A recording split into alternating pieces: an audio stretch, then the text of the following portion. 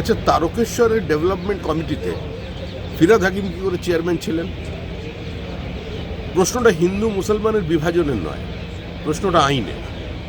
নরেন্দ্র মোদীর নেতৃত্বে Bharatvarsha colonial hangover থেকে মুক্তি পাচ্ছে এবং যত ব্রিটিশের তৈরি আইন, মানুষকে গোলাম বানিয়ে রাখার যে আইন ব্রিটিশ তৈরি করেছিল, তার থেকে মুক্তি দেবার দায়িত্ব নরেন্দ্র মোদীর এই সরকারের।